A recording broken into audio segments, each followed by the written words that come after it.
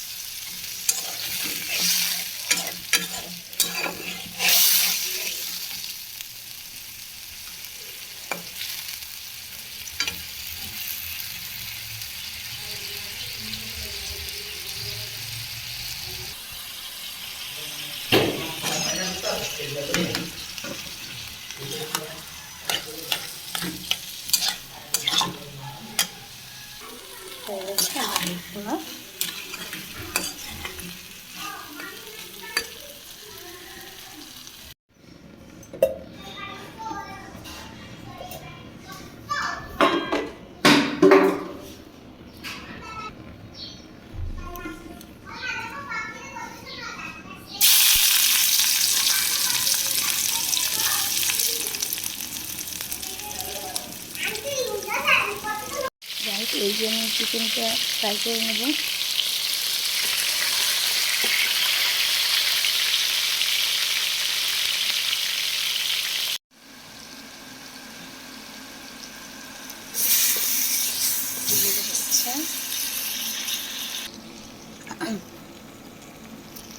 তো গাইস, আমার চিকেনটা প্রায় হয়ে গেছে।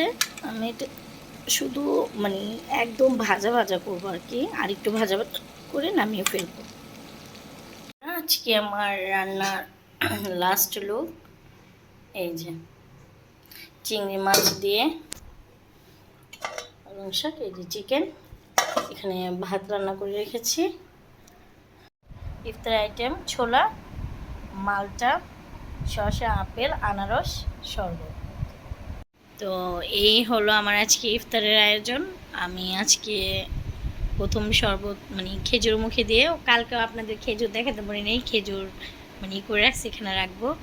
খেজুর খেয়ে শরবত খেয়ে তারপর একটু নামাজ পড়ে নেব মাগরিবের, তারপরে ফ্রুটসগুলো আর বুট খাবো।